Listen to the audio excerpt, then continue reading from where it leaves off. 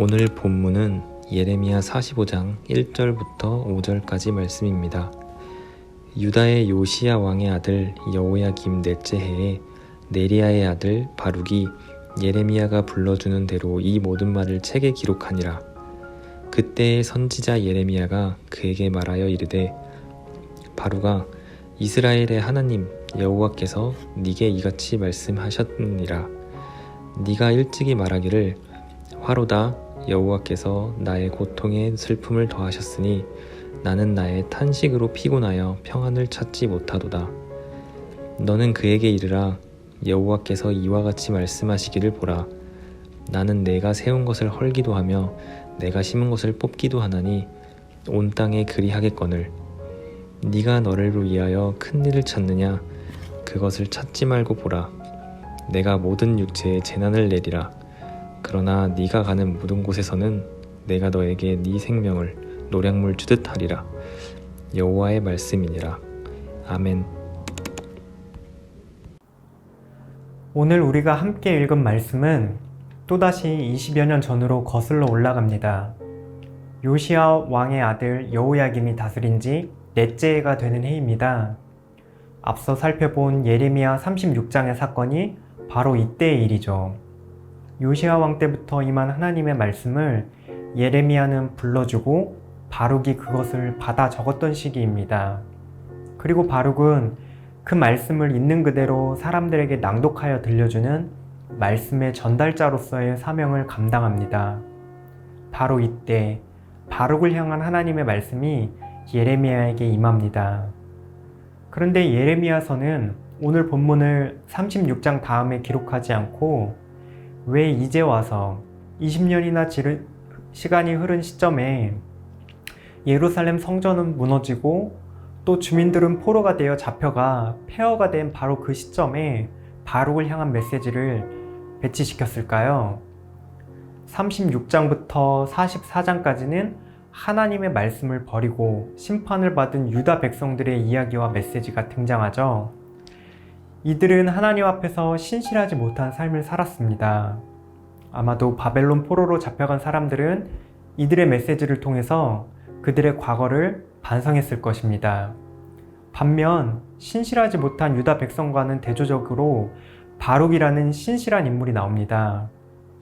죄악된 이스라엘 백성들과는 반대로 하나님의 말씀에 신실했던 바룩의 삶을 통해서 하나님께서는 포로가 된 사람들에게 소망을 주시고자 하신 것이 아닐까요? 포로가 된 이들이 하나님의 선하심을 발견하고 구원과 회복을 소망하도록 바룩의 인생은 지금 새로운 빛을 비춰주고 있습니다. 오늘 말씀을 통해서 우리가 어둡고 캄캄한 시대에 하나님의 말씀에 신실한 하나님의 백성이 과연 어떤 모습인지를 함께 살펴보도록 하겠습니다. 먼저 신실한 하나님의 백성은 고통 속에서 있는 그대로 하나님 앞에 나아갑니다. 다른 누구도 아닌 오직 하나님께만 나아갑니다. 3절 말씀입니다. 내가 일찍이 말하기를 화로다, 여호와께서 나의 고통에 슬픔을 더하셨나니 나는 나의 탄식으로 피곤하여 평안을 찾지 못하도다. 바룩이 경험한 고통에 슬픔을 더하는 아픔이 정확하게 어떤 것인지는 알 수 없습니다. 예레미야 본문을 통해 몇 가지 추정해 볼 수 있다면 36장에서 바룩은 말씀을 기록하고 낭독한 대가로 왕에게 쫓기는 신세가 되었습니다. 그리고 이런 신변의 위협뿐만 아니라 그가 적어 전달했던 말씀의 내용이 그의 마음을 마저 아프게 했을 것입니다. 자신의 조국과 민족의 멸망을 전달해야 했기 때문이죠. 또한 43장에서 예레미야와 함께 바룩은 강제로 애굽으로 끌려갑니다. 예레미야가 유다 남은 백성들에게 그냥 계속 성읍에 머물러 있으라는 메시지를 전했을 때 사람들은 바룩이 거짓으로 부추긴 메시지라고 억울한 누명을 씌우기도 했습니다. 이처럼 바룩은 하나님의 말씀을 전달하는 사명을 수행하며 그가 견뎌야 했던 모든 고통과 슬픔, 탄식을 하나님 앞에 있는 그대로 쏟아놓았습니다. 유다 백성들처럼 애굽이라는 다른 대안을 찾거나 다른 우상들에게 분향하지도 않았습니다. 오직 하나님 앞에 나아가 진솔하게 모든 마음을 쏟아놓았습니다. 그때 하나님께서는 바룩의 탄식을 한마디도 빼놓지 않으시고 귀담아 들으시고 마음에 간직하셨습니다. 그래서 3절은 이렇게 시작합니다. 내가 일찍이 말하기를 하고 말이죠. 이 말을 좀 더 쉽게 풀어보자면 하나님께서는 바룩아 내가 일찍이 이렇게 말하지 않았니? 내가 다 듣고 있었단다 하시면서 바룩이 했던 탄식의 고백을 있는 그대로 하나님이 읊어주신 말씀이 바로 3절입니다. 우리도 우리의 고통과 슬픔과 탄식을 있는 그대로 하나님께 올려드렸으면 좋겠습니다. 하나님께서는 우리의 탄식하는 소리에 귀를 기울여 주시고 계십니다. 한마디 한마디도 놓치지 않으시고 하나님의 마음에 담아두고 계십니다. 바룩에게 하셨던 것처럼 말이죠.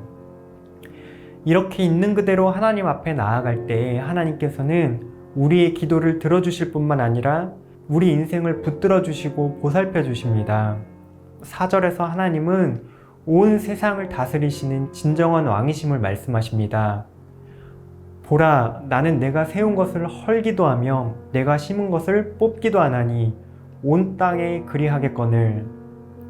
이러한 전능한 하나님께서 바룩의 인생을 향해 선포하십니다. 5절입니다. 내가 너를 위하여 큰 일을 찾느냐? 그것을 찾지 말라. 보라, 내가 모든 육체에 재난을 내리리라. 그러나 내가 가는 모든 곳에는 내가 너에게 내 생명을 노량물 주듯 하리라. 여호와의 말씀이니라. 바룩은 지금 큰 일을 찾고 있습니다. 여기서 큰 일이 무엇을 의미하는지는 구체적으로 알 수 없으나 정황상 즉각적인 이스라엘의 구원과 회복을 바룩은 소망하고 있는 것 같습니다. 그러나 이것은 하나님의 계획이 아니죠. 큰 일을 찾지 말라고 하나님께서는 말씀하시므로 바룩의 비전을 지금 수정시켜주고 계십니다. 그러고 나서 하나님은 마치 바룩의 생명을 노량물 주듯 하리라 라는 비유를 통해 선언을 하고 계십니다. 바룩이 앞으로 걸어가야 할 길, 하나님의 말씀을 버린 백성들 가운데서 겪어야 할 수많은 어려움과 고난이 마치 전쟁 속 폐허와 같은 어려움일 테지만 그럼에도 불구하고 바룩은 전쟁에서 얻은 노량물같이 하나님께서 그 생명을 언제나 지켜주시겠다고 약속하시는 것이죠. 이것이 바로 세상 속에서 말씀을 붙들고 살아가는 우리를 향한 하나님의 동일한 약속의 말씀입니다. 우리가 말씀을 붙들고 살아갈 때 이 세상 속에서 우리는 여전히 불의와 불합리, 불공평을 겪으며 살아갑니다. 인생 그 자체가 말할 수 없는 고통입니다. 하지만 우리의 인생은 결코 세상이 원하는 대로 휩쓸리지 않을 것입니다. 왜냐하면 우리에게는 있는 그대로 우리를 받아주시고 우리의 탄식을 귀담아 들으시는 하나님이 계시기 때문입니다. 하나님 앞에 나아갈 때 기필코 하나님께서 우리의 생명을 전쟁 속에서 얻은 보물과 같이 반드시 지켜주실 것입니다. 이 시간 다 함께 기도하시겠습니다. 하나님, 우리가 고통에 슬픔을 더한 것 같은 아픔을 가지고 있는 그대로 하나님 앞에 나아갑니다. 우리의 신음에 귀를 기울여 주시옵소서. 그래서 하나님, 말씀을 붙들며 세상 속에서 고통을 당할 때에 기필코 우리의 생명을 보살펴 주시옵소서.